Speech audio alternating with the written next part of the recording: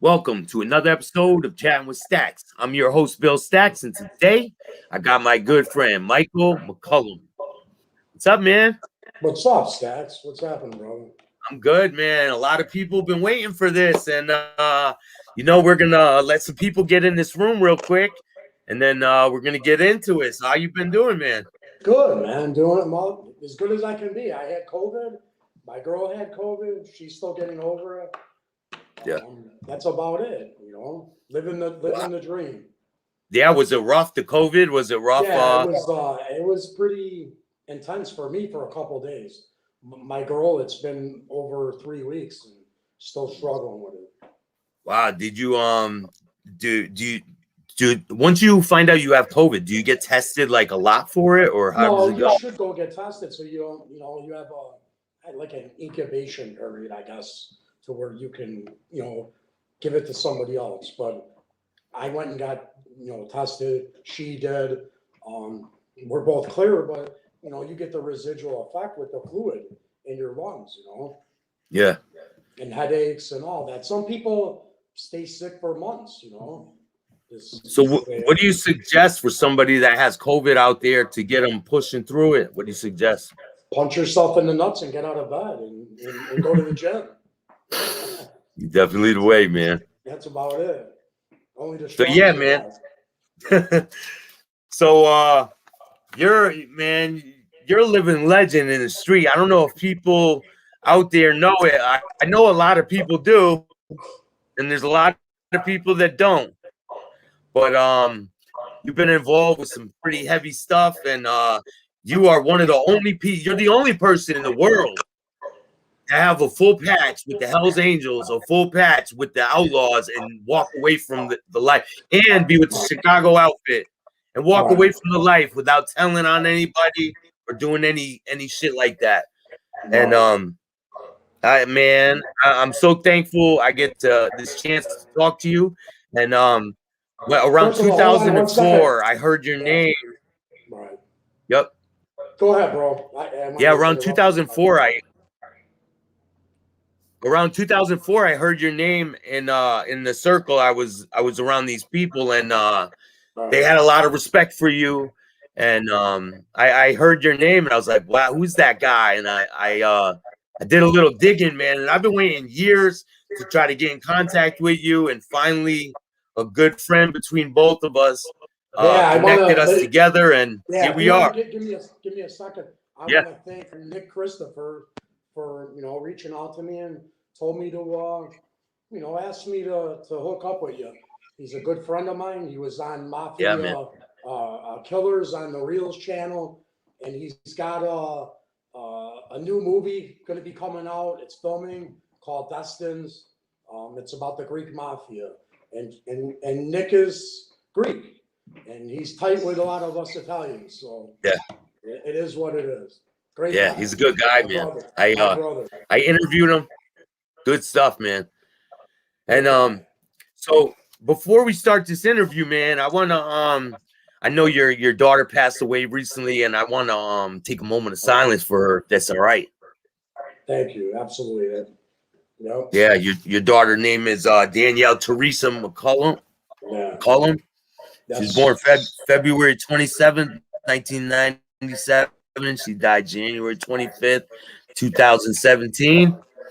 And I want to take a moment of silence for her and anyone else that's suffering with addiction.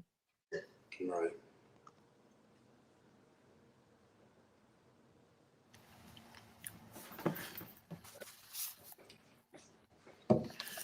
So you let me read a manuscript, a little bit of a manuscript before we came to do this, and I want to talk about an incident that you had when you were a young man. You were really young, and it changed your life forever. And you want to get into that? Sure.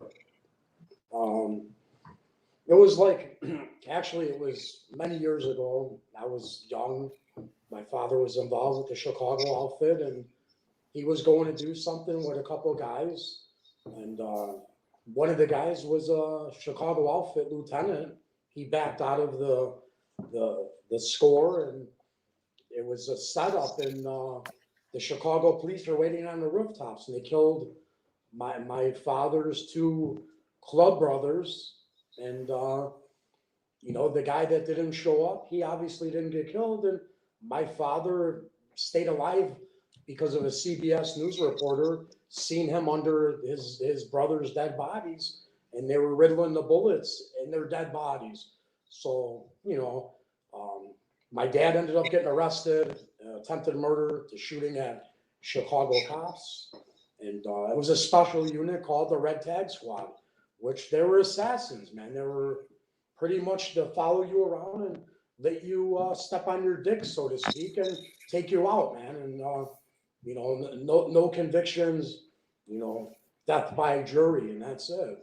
And that's the way it went down. So my father went to prison.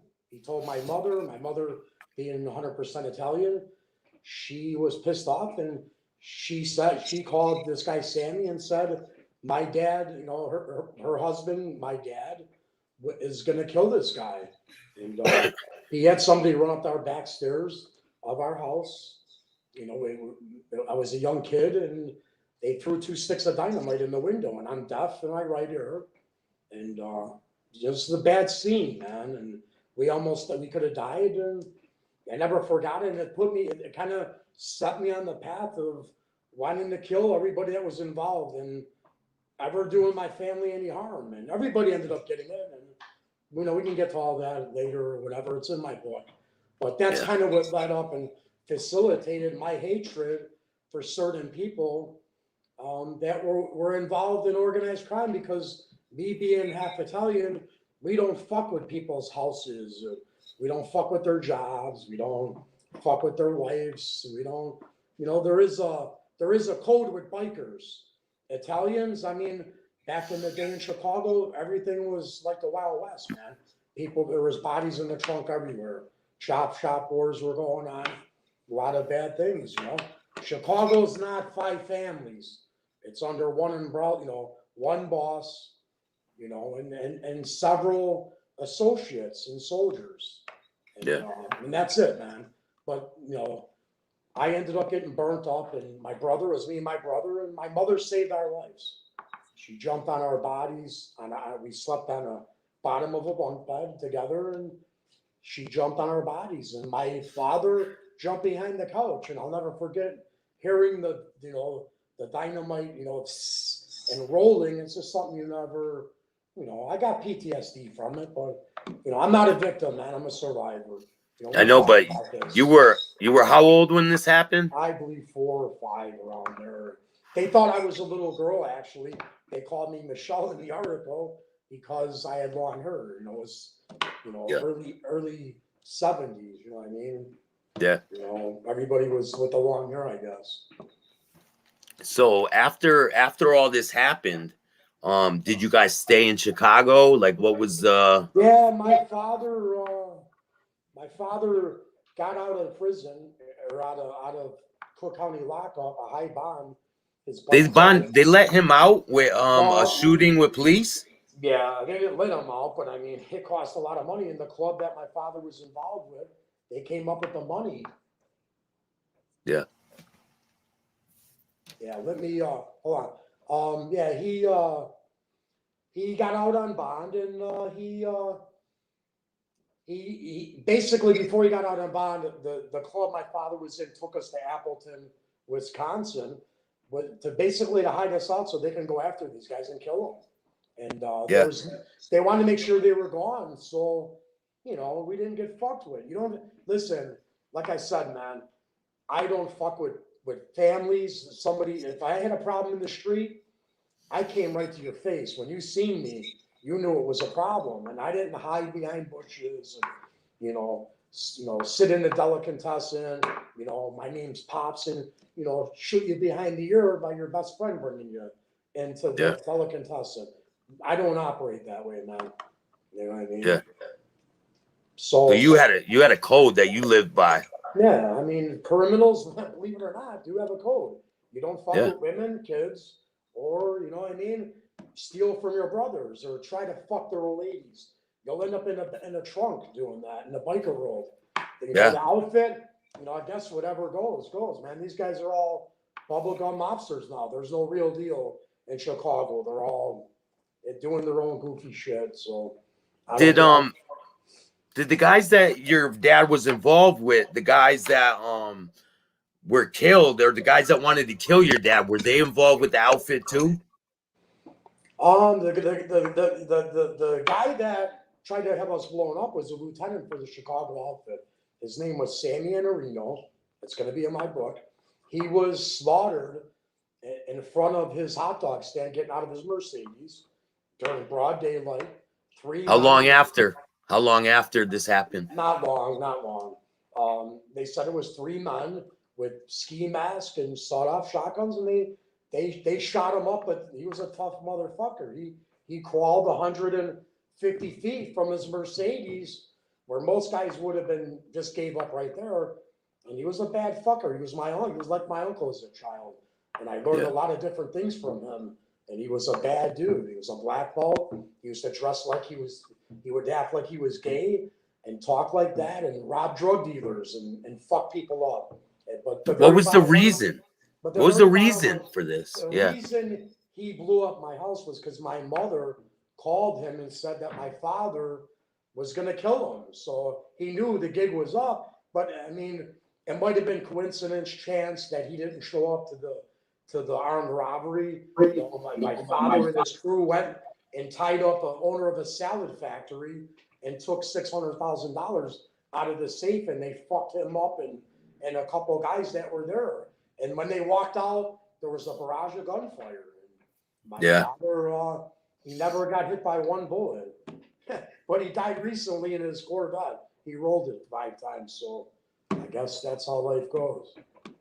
Do you think that the guy that blew up your house, do you think that he was involved with having the cops set up your dad with the shootout? Listen, man, I can't on that one. I don't want to even speculate on that one, man, because it's speculation. It's not, it's hearsay.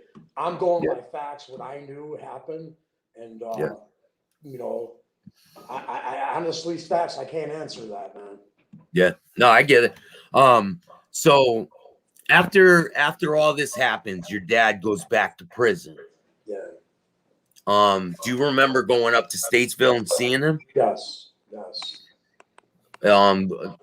What was it like being a kid going up to Statesville? Like, what were you thinking? What was going through your head? Crazy, man. Just, you pull up, you see the big, huge wall.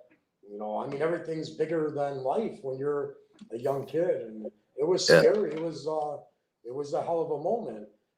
Many years later, I ended up in the same place. So, but the very bottom line is, I didn't grow up and aspire to follow my father's footsteps. We'll get to that. But to answer your question, it's a prison's not a good place. It's a place, obviously, to scare people, to deter them from going there. Most people, if you get involved in stuff, you go do the time, man. You know what you're in for. Do the time, shut your fucking mouth, and when you get out, you'll be rewarded by your people, so to speak, and you don't have to hide behind the government or whoever your agency you're with. I didn't choose to play none of that. My father didn't. I went in there, visited my father with my mother. My brother was a year older than me, and there was killers in there. Richard Speck was in there. These were guys that were John Wayne Gacy. I mean, it was definitely a crazy moment. And my father was respected and revered in there. When I was a kid, I just didn't kind of understand it until he got out, and he kind of took me under his wing and was showing me different things in the criminal world, man. And I don't know. It's just not something I feel you'd want to show your kids or have that around your family. I never brought that shit around my family. I hear in the Chicago outfit, they usually don't bring their kids into it. So, like, why would you be directed towards that way by your father? Was he trying to pull you into that life, into the biker world, or? But not, yeah, he was trying to groom me at a young age. But when we got blown up, I was very young, and I didn't understand nothing. Everything was normal to me at that age, all the way till I hit a certain age when I realized none of this shit's normal. You know, my father kidnapped his cousin, and it's going to be in my book, and he threw him in the trunk of a '69 Cutlass for 3 days, and it was parked in our driveway. And I go out to take the garbage out in the morning, second or third day, and this guy's screaming and crying, and piss is coming out of the trunk. I'm kind of smiling about it now because this shit you couldn't make up. My father was a demented, dangerous man, and he was feared. But I made my own name. You know, I never rode on his coattail or anything about him. I really never. As I got older, I'm sorry. I'm sorry. Man. It's all right, man. Don't worry about it. As I got older, I had disdain and hated him. Hated his guts. You know. Yeah. So now, when you were when your dad was in prison, and you spent time with your mom and your brother, did you had good times then, right? Great times with my mother. Beautiful woman, great mother. We were close, me and my brother and mother. I mean, she was kind of she was a single mother raising two boys and with a husband in prison and serious charges. And, you know, and then he gets out and later he gets locked back up for some serious federal shit. So it wasn't, you know, I mean, my mother had a good life when he was locked up, period. In the interims, you know, my mother and father never got divorced, but it was a love-hate type deal, kind of. They fought hard and they loved hard. I mean, I don't know. It's maybe two crazy people make a perfect relationship. I guess. I don't know. When he was in jail, did you feel like more comfortable? Like, oh, I got my mom to myself with my brother now. Nah, I Like, missed my dad because he was still my dad, but I see my mom crying and doing things, you know, washing floors in a cheap, dungy apartment that we lived in when this all went on. And you know, I didn't care who respected my dad or who these so-called assholes were that were my uncles that had done harm to my family and blew our house up. So for that, man, as I grew up, I got trust no one on my hand. And then I always kind of went by that as a one-man mob and a renegade. You could belong to anything, but if you send your crew to the right and you go to the left, you're probably never going to get caught for certain things because three can keep a secret if two are dead, and you're not going to tell on yourself, so to speak, unless you're really whacked out, you know. And I'm not whacked out. I mean, that's not my life no more. You know? Yeah, we're gonna get into that. So when you get to be around teenage years, you start gravitating towards working out and all that, right? Yeah. I was a skinny Italian Irish kid. I wanted to play football and I wanted to be, you know, I wanted to be badass. So honestly, I could fuck my dad up one day, and you know that day came, and we'll get through that. But I surpassed that and some, and made you know, me and my old best friend Melvin Chancy.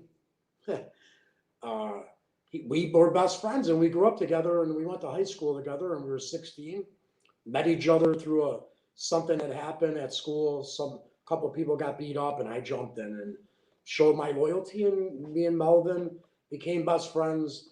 And we both went to the gym, 16 years old. He was skinnier than me actually.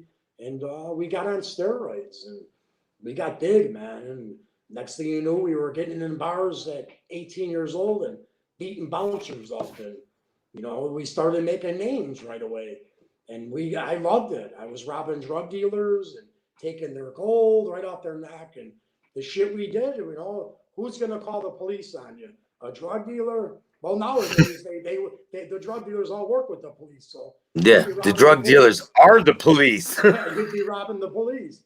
Yeah, pretty much. So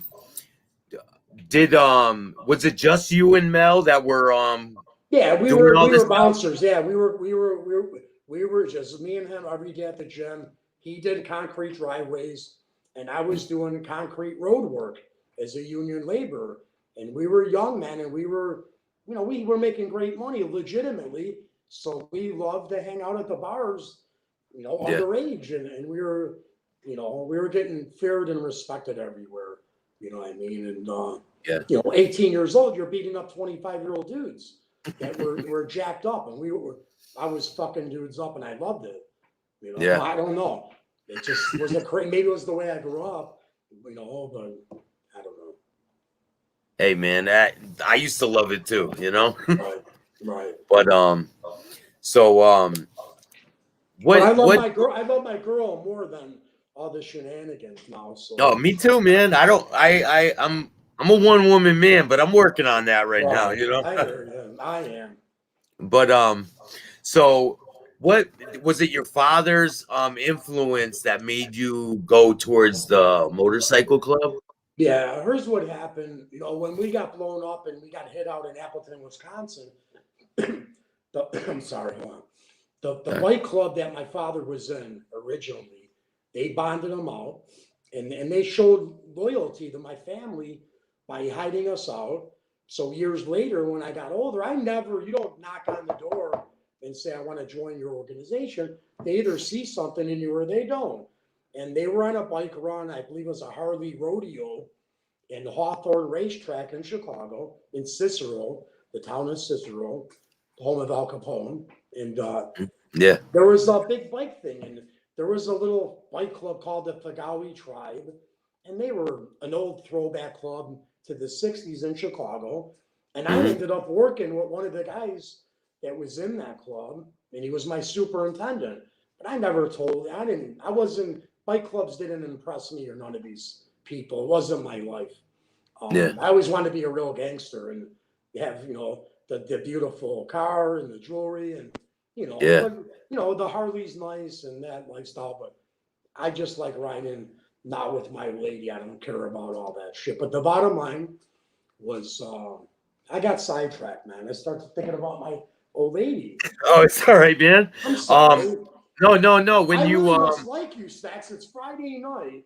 I rented a room, and I'm sitting here with my beautiful woman laying on the bed. I'm sorry, bro. I just had to. I got you all. Go up.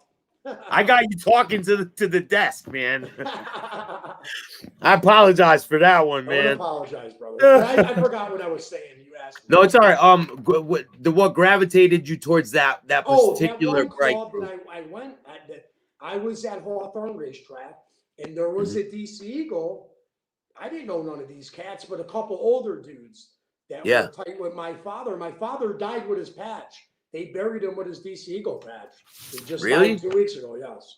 But the very bottom line is they knew I was my father's son by my reputation. And one of the Fagawis went to pull a knife out on a DC Eagle, and I whipped my gun out and put it right to his fucking head. And I pulled the trigger back. And I said, you ain't gonna put the knife away, man. And then I threw the gun down and started fucking him up. And one of the Eagles picked the gun up. They invited me to their clubhouse. And one of them called me Little Animal. And I ended up beating him up. And I didn't know you couldn't put your hands on a full member back then. And he was a Marine. He was supposed to be a bad dude. He was a big mouth from Indianapolis. And he said to me some shit I didn't like. And he said something, and I tuned him up, and I got bitched at a little bit, but I got the respect right away, and I told everybody I'm not my father, I'm my own person, so fuck you, I'll knock you out one punch, he won't, you know what I mean? Yeah. But that was my hatred I had. It's the patch right here. DC Eagles, yeah, absolutely. Yeah. I had a lot of fun in that club. Yeah. So are they a 1% club? It was the club where you would throw your old lady on the back of the bike, drive to Michigan for a 6-pack, throw a tent up or sleeping bag, and make love under the stars with your old lady and your brothers running around the campfire with boots and colors on naked. We were like it was about brothers. It was about brotherhood, man. If you had nothing, I brought you what you needed. I don't give a fuck if it was money, food, whatever. Now the clubs are about the have and have-nots, and there's no loyalty. Everybody's working for the government. There's one common enemy with all organizations. It's law enforcement, the federal government. But the very bottom line is you're not going to win. If you think you're going to get involved in an organization and you're selling drugs and you think, oh, I'll fast track through an organization or a club because I'm selling drugs or I got money. That doesn't mean shit, man. All you're doing is coming in the club and putting heat on yourself and the Yeah. club, and everybody's being judged by what a couple idiots are doing in an organization. So I don't agree with all that, man. I mean, Yeah. when I was in the club, whatever you did, we didn't. I was Sergeant Arms. I didn't want to know about it. You did whatever the fuck you did, and I don't want my club being involved in that. Take your colors off and do it as a civilian. Don't do it as a Hell's Angel, man. And that's the way it should be. Because now you got three predicate acts. Now you got a RICO on you, racketeering, influence, corruption, organization, which was derived from Rudy Giuliani against the New York Mafia, the five families. And it's used to this day. It was just enacted on the Mongols Motorcycle Club in LA. Didn't they take their patch? They took their patch. Listen, the Hells Angels are smart. They incorporate copyright, anything and everything. And the bottom line is, you could go to start taking patches. The Mongols allowed that shit to happen. The Hells Angels wouldn't allow that. So, I mean, I'm not saying nothing bad about one club or the other, but that's not my lifestyle. I'm just a guy who wears a nice Armani shirt and likes good food and my beautiful old lady. And that's about it. And my you're a civilian now, man. You're a family man. I'm the guy that gets up in the morning and with the terry cloth robe on and grabs the newspaper in the morning. What I mean? And then pets the dog. That's about it. Hey man, that's the life I want to live now, Right. So was the DC Eagles, was it a 1% club? It's actually, you're a good interviewer, bro. It's a 1% club. Our diamond was NFG. No fucking good, because the Outlaws sat down with the DC Eagles and said, well, you guys aren't going to fly a 1% diamond on your chest. And the president at the time of the club, DC Danny, and he was the founder, was one of my father's close brothers. And he said, that's no fucking good. You know what I mean? Because, when they said that, and he told them that's no fucking good. And he looked at, one of the brothers looked at him and go, we're 99%. He had a 99% a diamond. And that meant they were 99% no fucking good instead of 1%, which confuses society. If you talk to them about what is a true 1%er, they don't know. What a 1%er means in biker culture is you're 1% of society that is, disenfranchised from the government, from just society's ways of being and answering to the man, or, squares. You would, no disrespect, but you would be considered in my culture a square. I probably wouldn't talk to you. I mean, back in the day, I would, but I'm saying my brothers, most of them wouldn't talk to a civilian unless you knew somebody to bring you into our fold to talk to you. I mean, we didn't feel we were superior or above anybody, but we were. We were the largest club in the world. I've been around Hell's Angels before. Guys, all my guys out there were Richie, Bobby, all them guys. I've been around some Bridgeport guys. I've been around some Hartford guys, and these guys were serious guys. Like, you can feel their aura when you're around them. Right. Listen, guys like us don't have to talk or say what we're gonna. We don't. Guys that don't handle business, and usually they'll do it how I said. They'll go ahead and conduct it by themselves, or brothers go one way, a couple nomad dudes go one way and conduct business, man. And that's how you keep the club. Where if they don't cut the head of the snake off, what are you gonna do, man? There's 30,000 hardcore members throughout the United States and Europe, man. So what are you gonna do? You gonna put a RICO on all of them? Ain't gonna happen. So, do you want to explain, when you were in the DC Eagles, do you want to explain what it took for you to become a Hell's Angel? Yeah, it's actually a crazy story. I ended up getting my patch quick. I don't want to get into the logistics of it, but there was a tag that was made called Young Guns. We'll leave it at that, and I got one. And, you know, I didn't look at anything like having a patch. To me, the patch didn't make the man made the patch, and the brothers made you your brother. You earned that right. You just didn't walk up and start calling my brother's brother if you weren't a full member. I was in a throwback club where they were kind of serious, and we didn't fuck around. And we had guys in the club in place that took care of business, and I was one of them. I got my patch quick. I don't even remember, honestly, back then. I was young, 23 years old, and I got my patch right away.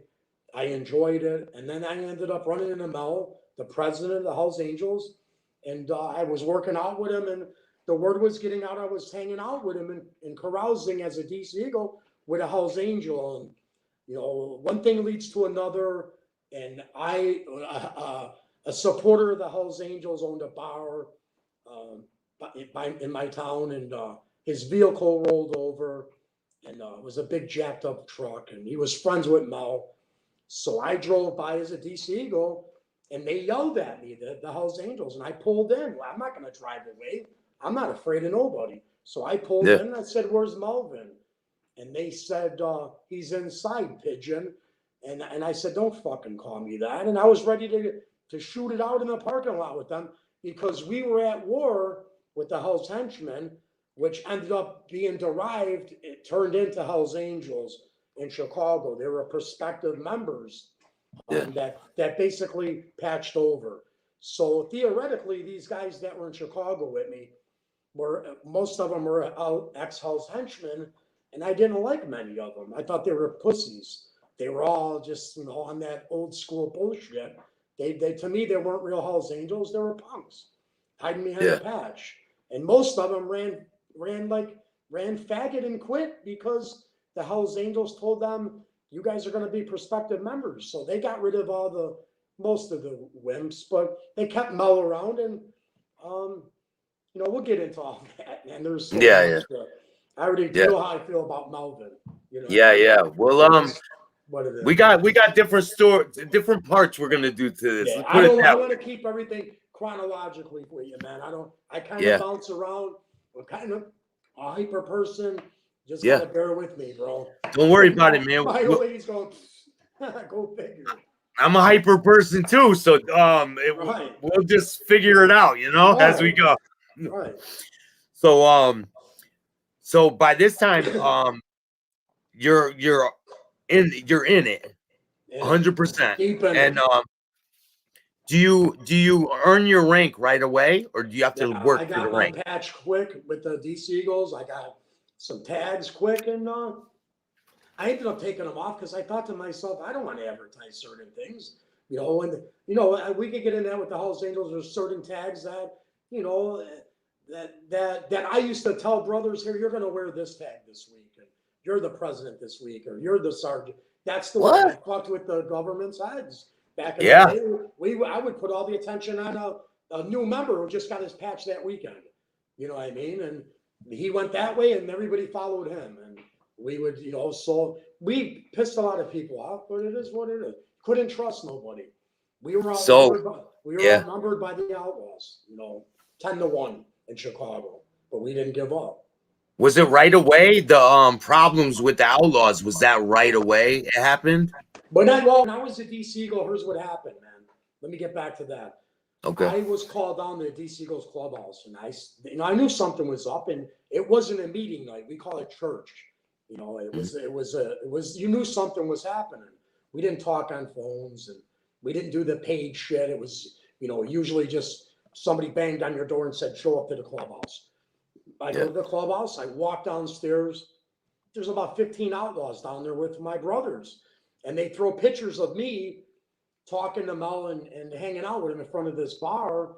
Well, there was a killer for the Outlaws that ended up being a Daytona Outlaw boss, and he ended up going to prison for life. He was in the cemetery across the street doing recon and intel and taking pictures of the angels and who's around them. And so, long story short, I go in the basement. They tell me, they're asking me questions, the Outlaws. I told them, I'm not an outlaw. I don't have to fucking answer you guys. And the Eagles said, my club said, answer the question. Well, before this happened, I told Mel, I'm going down to the clubhouse tonight. Something's not right, man. He already knew. Him and his club already was on top of it. They knew the Outlaws were there. They followed them to the Eagles clubhouse. To make a long story short, I got shitty with the Outlaws. Told them, fuck you. I told my brothers I'm done. Pulled off my patch and threw it on the ground, which was like pissing on a flag. And nobody did shit. So they showed their validity right there, that the Eagles weren't about nothing. Because if you did that with a Hells Angels patch, you might catch yourself a problem.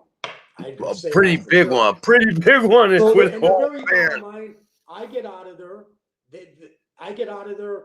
I get pulled over on my bike from a van, and it's Mel with a bunch of angels loaded with guns, man. And they said if I wasn't out of there in 10 minutes, they were going in there and killing everybody.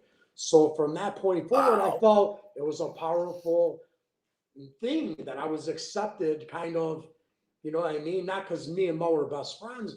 I was accepted for these guys to take a directive to go and possibly lose their lives over some dude they don't know. Yeah. You know, so For them to go in that, there man, and take care of business. The Eagles and the Outlaws were probably a lot better off that I got out of there when I did, because they weren't playing around. Yeah, what were they fighting each other a lot after Here's you? what's going on. The DC Eagles are cool with the Outlaws. The Outlaws hate the Angels. The Hells Angels, many years ago, there was a treaty with all the confederation of 1%er bike clubs and even AMA clubs, American Motorcycle Association, which isn't outlaw bike clubs. They're like A-Bait and all that bullshit. But the very bottom line is everybody was willing to kill a Hells Angel if they came down from Minnesota into Chicago. Well, they made it. They came down there, and we lost 2 brothers to killings, and you know the second largest car bomb in U.S. history was done on Grand Avenue to the Hells Henchman Clubhouse, which ended up being the Hells Angels Club by the Outlaws. They weren't playing around. They were killers, man. They'll torture you. I was an outlaw later down the line, and we'll get to all that. But there was so much shit going on that the Outlaws were driving by my house and sitting with AKs on their lap and jamming music, and with their old lady sitting next to them in a Camaro. I'm not going to fucking shoot through the car and kill some broad. You know what I mean? Listen, they played mental warfare. They outnumbered us, but we took it to them, man. We went looking for them. We accomplished a lot of goals, and, you know, I'm glad to say that I was part of the Hells Angels staying here in Chicago and being what they were. What they are now is a bunch of kids that don't even know what the war is about. They don't know what brotherhood's about. Let's go buy a Harley and a bunch of leather jackets, and we're going to become Hells Angels. Like attorneys want to, judges, everybody wants to be Jacks from Sons of Anarchy. I don't know why, but I mean, I guess that's the new thing, man. Or the Mayans now, right? The Mayans. I dig the Mayans more than the Sons of Anarchy, actually, because I had a couple ex-Angel brothers that were in it, and they're all about, you know, listen, they were advisors in it. Chuck Zito was going to sue Kurt Sutter, and then he gets a little role, and he gets killed off and tells everybody it's the best, you know, sellout season, and because he gets killed. What does that say, man? Obviously, nobody really gave a fuck about you. So it is what it is, man. Not talking bad about Charmin Chuck. He's always be my brother, but, you know, things are what they are, and they're not always what they seem to be. But the Sons of Anarchy it's a lot of the far-fetched, goofy shit. You ain't gonna last one day doing deals like they're doing. Listen, they trusted everybody. They killed everybody. The real life don't work that way, man. Make believe world. And, you know, The Sopranos, Chicago outfit, and New York, not The Sopranos. You know, not everybody's wearing a tracksuit here in Chicago. You know, and the big chains and the Cadillacs, that ain't happening. So I got a really good question for you. When you were in the club, did you see any problems with fake bikers that trying to portray something they're not? Absolutely. And you guys, I spotted the cops right away. They thought that I was like a Geiger counter coming in for the kill with certain people, I would come up and check them, man. Or I would blast somebody and knock somebody out that was acting like a jack off. And I would go after that other person, not stop at the one guy. And I had somebody that was in law enforcement open his jacket in front of me and Mel, and he had a badge. And we were in a strip club, and he said, if you take another step, I'm killing both of you guys. And I did take this step. And I had a gun on me also. But he ended up being a pussy Cook County sheriff, which is, they give you badges here in Chicago. You know what I mean? Yeah. It's all corrupt, man. Were you guys ever working with the police, like paying them off? Oh, hey, wait, working with the police? No, not working with. Not working with. Fuck, honey, get my gun. No, I'm just kidding. No, not working listen, with. I know. I'm saying, like, you know, listen, corrupt. We had people on payroll, gave us intel and everything. Some of your best, you know, intel on your enemy is law enforcement, because they want to be your friends. For some reason, these people all want to live vicariously through the Hells Angels in some way, shape, or form. Me personally, I never grew up and said I wanted to be a Hells Angel. Like I said, and we'll get to all that, I was an original member of a different club in Chicago, and my loyalty was to that club, not to the Hells Angels. So, you know, I didn't walk around prancing, you know, like sitting in a club like most of the guys do with dark glasses on, like they're killers, and these guys haven't, you know, killed a bug, and they're running around, they're this, they're that. Listen, the best way to run is solo, man. You're not going to tell on yourself, and you know that you're not a punk, you're a man before you're anything, and you conduct yourself with class and be a man. And that's why I walked away from this lifestyle. I lost my daughter 4 years ago to, you know, opiate addiction, and it did change my life. I met a woman I fell madly in love with, and my life changed, man. I mean, I possibly would have been back in the penitentiary. When my daughter died, I was on a path where I was going to go take a bunch of people out and, you know, and just end it, man. But I knew that that wasn't my purpose in life, was to carry on what my daughter asked me to do before she died, was to write a book. And she always thought I was funny and crazy. And, you know, she said, Dad, your life will be a movie. Well, actually, now I'm involved with production companies and a lot of huge things we'll get into. And you know what's going on and the people I'm involved with. I'm involved with a Chicago guy, a friend of mine, Vince Mancarey, sought out productions, and Dave Icavetti films, and Ciro DiPaggio, and you know, Joe Rubo from Last American Virgin. He's one of my close friends now, and I'm gonna be doing a documentary. It's a 5-part series of me, 4 other people, that everybody was, you know, there's a drug smuggler, a bank robber, a mobster, hitman. Listen, everybody changed their lives. I don't agree with the telling or anybody does that, but the guys that I'm doing my documentary with, and I'm going to be the feature, the first part of it, because my story is fascinating. I mean, sure, a bank robbery, you go in with a note, a gun, it's over. You know, you get away or you get arrested. What story is that? I walked away from shit nobody walks away from alive. And the very bottom line is, I have friends that, you know, did serious prison time and got out, and they're all successful producers, directors, actors. They're not fake, pretentious assholes. They put their pants on the same way we do. And they believe in me, and they stand behind me and support me. I'm almost done with my book. I'm going to finish the book. But in December, I'm going to be filming From Hell and Back from Icavetti Films. And it's the 5-part series. And I'm going to obviously be in it. It's going to be on Netflix and Amazon Prime and probably a bunch of other shit. Listen, I don't get starstruck. I don't care about all that. I did bodyguard work for movie stars. I have friends that are A-list movie stars, and we get along because I'm different to them, and you know, to me they're cool. You know, you're a different breed though, man. You're a different breed. They do not make people like you. They don't anymore. I don't take that as a compliment, or no? Thanks, bro. No, man, it really is a compliment. Meaning, thank you. There's not a Well, lot you of know, people that don't tell. They right, walk away from it.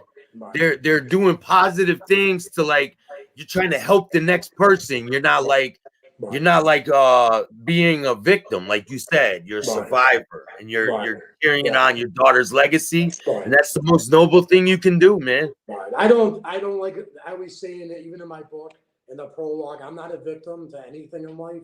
I'm a Hmm. survivor. And if you have that mindset, you can achieve anything you want to do. You know what I mean? I just had a little, a couple bumps in the road as it went on through life. Well, bad bumps. And I always stayed positive because it's something my mother instilled in me. No matter how many times you fall down, get back up and don't cry about it. You know, Yeah, yeah, just move forward. Don't look backwards. And it took me to meet my girl for her to say the same words, basically. You know, I just want to put everything to the to bed in the past eventually with my book and reach out hmm and help people. And you and me talked about doing something, a celebrity thing soon, yep, soon, and we'll yep, we'll announce that when we can do hmm it down the line.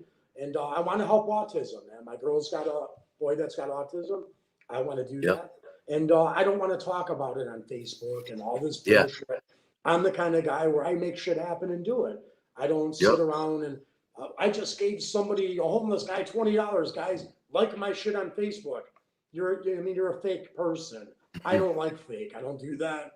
And Yeah, that's why I get along with my girl because she's not fake. She tells me to fuck off and she doesn't chase me. And it is what it is. But the bottom line, you need somebody in your life that can make you level up in life and call you support out on you. your bullshit and Yeah, support you. yeah, But I don't want to make I'm not trying to be the next Marlon Brando. I'm not an actor. I'm a real person. And people have reached out to me left and right for acting roles. That's not what I want to do right now. I want to finish my book because I don't want to get typecast in any bullshit. I'm a yeah, serious guy. I'm not desperate. I make more money sitting home on retirement and going to the gym than most people make working every day. I'm a retired union laborer of 32 years building high yeah, rises downtown. You know what I yeah, mean? So it doesn't really, I just want a simple life. That's all, you yeah. know. And I want to help people and not talk about it. Reach out to people that, that can help me out, help you out, and make things happen. And I have that Yeah, now. And these people are huge, man. They got millions of followers. We were talking earlier about the show you did with the yeah, guy. I mean, I'm probably going to do it because you asked me. I don't yeah. listen. I don't need to do interviews, bro. If I somebody know. asks me to do an interview, I do it either because I like you and I'm going to become your brother, or I'm trying to make millions off my up and coming book. No, I'm just kidding. Hey man, you can make as much money off me as you want, man. As long as No, I get a I'm little taking you with, bro. We're going to the top. cut. As long as I get a cut of that money. Absolutely. So there's a couple more things I want to talk about. One Absolutely. is a lot of people don't know this, but what is the expenses that go along with being in the Hells Angels? How Oh, much money do you have to make in a year to be in the club? motto. That's a great question, man. I don't know if I should answer that. No, I'm just kidding. Honestly, you had to make a minimum, probably at the time, of $100,000 a year to be a Hell's Angel, and I was actually just under that as a foreman. But I mean, I was doing good. But I was an Yeah, officer. I didn't have to pay for nothing. I didn't have to yeah, pay for travel. I went everywhere and was treated like God. And hmm, that's what brothers do for brothers. But the yeah, very bottom line is if you're not an officer, you better have a good bike. Your bike breaks down. Now you're holding everybody up in war torn outlaw territory. Your bike's down. Now we all got to post up and stand out there like we're a Navy SEAL team. You know what I yeah, mean? But the bottom line is you got to have a good bike. You got to have money in your pocket. It costs money, man, to go on runs. It costs money to stay in night. These guys, we didn't stay in Holiday Inns, and we stayed in big, beautiful 4-star hotels. You know now what I mean? So what if a brother's broke? What do they do if he there's no has such no thing money? as a brother was broke back then. You're No, you're not broke. I heard. What do you need? You don't have no money? Here's five could your grand. Your brother, you lift up your brother. You You don't. pick them up. You never held them down, man. Yeah. Now it's the have and have nots. I said that. It isn't that way. You know, I mean, listen, I was a prospect and I was tire to tire, you know, doing 110 miles an hour, driving from Chicago to Omaha, Nebraska, you know, to a Hells Angels party, anniversary party. My gas cap flew off my bike. Gas sprayed on me. These guys stopped, pulled over. They showed me such respect and the way they conducted themselves that you knew I didn't care if a million outlaws pulled up. They weren't going to get too far past what these guys had planned. And they stopped in the middle of a highway and got the prospects went and found my gas cap and put it on. And then the next best thing was the sergeant arms at the time took my gas cap off, took his off his bike and threw it on my bike. So it was kind of, you know, it was like, you know, you're pretty much dialed in with us. This is how we operate. And I dug it, man. I mean, it was a different dichotomy. You know, they weren't, we were mobsters on motorcycles, man. That's the only way I could play it to you. You know, I'm not going to sugarcoat it. And, But it tore you. It tore you because your family, your father was in the DC Eagles. Right. And you gravitated towards the Hells Angels, which they didn't like each other. So what happened when your father finds out that you're a Hells Angel? He wanted me dead, actually. He was going to have me whacked, to be honest with you. The word got out on the street that I was dead. I disrespected him and our family name. And how dare I do that? And if he sees me on my bike with my patch, he's going to kill me and take the patch. And he hates Hells Angels. Hated him. He actually bit off a Hell's henchman's nose, bit off a Hell's henchman's ear, and stabbed a couple of Hell's henchmen, which later became Hell's Angels. And one of the guy's name was Pigpen. I met him years later, didn't know nothing about it. I was a DC Eagle, and he was out of the Hell's Angels, out of the henchmen, and they were going to be the prospective Hell's Angels. And this guy Pigpen found out who my father was and started talking shit because he stabbed him. Well, I knocked him out. I knocked the big fat prick out and stomped his head in. Even though I didn't like my dad, you're not going to talk shit about my family. I don't give a fuck who you are. So I stomped the fat prick, and I loved it. And that later, when I became an angel, they heard what they knew all about what I did to their ex-brother, so to speak. I didn't give a fuck who you were. What's the rule if somebody hits a full patch member of Hell's Angel? What's the rule for that? What's the rule? If you're not listen, Hell's Angels don't put their hands on Hell's Angels, for one. We never slapped our prospects or made you make drinks behind the bar. Or listen, that doesn't make you a good brother. That's going to want to let me know that, there's 10 people coming in the bar, with hoodies on, with guns to kill me, as a member. I felt you're a man before you're anything. Treat the prospects as men. If they're not men and we see a chink in their armor, send them down the road, man. We don't need them around us. It wasn't about numbers for me at all. Have you seen that? Is there any situations you can explain? I'll get to that. Okay. There's a situation that when I ended up becoming a full Hell's Angel, I got voted in right away. A month later, I became a sergeant at arms, which was number 3 in the club in rank. And I handled everything, security, everything, man. If somebody acted, whatever. I don't want to get into logistics right now. I know what Sergeant Arm does. The very bottom line is I got my Sergeant Arm patch, and I never had to answer it. Anybody was almost having a get out of jail free card.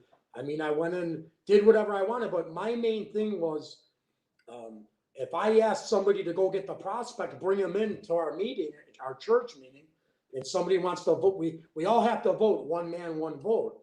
It's got to be democratic. If it's one vote off, you got to hit the road, dude. I don't care if you hung around and you're a prospect for 2 years. Get the fuck out of here. You're done. Really? Yeah, you're done. So I got my patch as a Hell's Angel in 3 months. I know that. I remember it because it was kind of an achievement. Went to New York, came back, got my patch, and But the very bottom line was, you asked me the question. I don't want to get sidetracked. So listen. So I would ask somebody to come in, the prospect, go get them, bring them in, and I would ask the prospect, and I would say, hey, listen, man, if your wife was in the hospital in a bad car accident, I got shot, and I was in the hospital, who would you come and see first? And they would always say, you, brother. First of all, I'm not your brother yet, and you got to earn that. And second of all, you'll give your wife up or your family blood.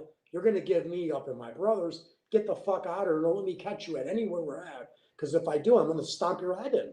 Oh, so that's what they say to you? Yeah, that's what I did.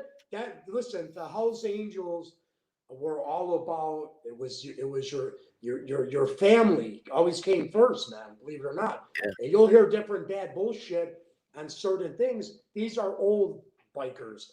We're talking about since the last 15, 20 years. If you give up your family, it should have never come your club first, your bike, your dog, and then your wife.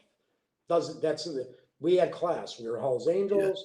We wore, we were impeccable dressers, beautiful bikes, and we didn't have to run around and be desperate looking for women, or you know what I mean. We weren't in. A lot of us were into our own culture, man, our own brotherhood. If we didn't see a brother in a week, we want to catch up and have a drink and bullshit. See what he's been up to, and kids, your kid's sick, no problem. We'll bring something by. You know what I mean? It was like that. Yeah. So I mean, I dug that because but it did cause a lot of grief with my family because my father hated the Hells Angels, man. Again, Yeah. But if you give up your family, you'll give anybody else, and that's my mantra till this day. I mean, if somebody says something kind of hokey to me, I walk away right away. I don't. If they they're too buddy with me and they'll do this and that and fuck my wife, I'll go out and no, you're wrong, dude. You got the wrong guy. Yeah. Like you and me were kind of cut from the same cloth, and I know this, certain things, and that's why I respect you and get along with you when I'm doing your interview. Definitely, man. I appreciate this a lot, man. No problem. Thank you. And so listen, we're gonna end it here, and I want to thank you for coming on the show. I want to give a shout out to Pat Stebbins. He runs the center. They help abused women. They feed the homeless out here. She's a good lady. I'm gonna put the link for it in the description down below. And is there anyone you want to give a shout out to before we go? Yeah, my old lady, sure. Just my guys in Florida, man. Ciro DiPaggio, Dave Icavetti. No, I'm just joking. Dave Icavetti and Joe Rubo and Sought Out Productions in Chicago, and go Trump. Yeah, man. Let me give a shout out to Hootie282, and I want to make sure you like, subscribe, notification bell, so you could get my videos every time they drop. And thank you, man. I appreciate this so much. We're gonna get into it a lot more. And thank you, bro. Thank you, brother. Thank you. Until next time, man. Chat with Staxx. Much respect.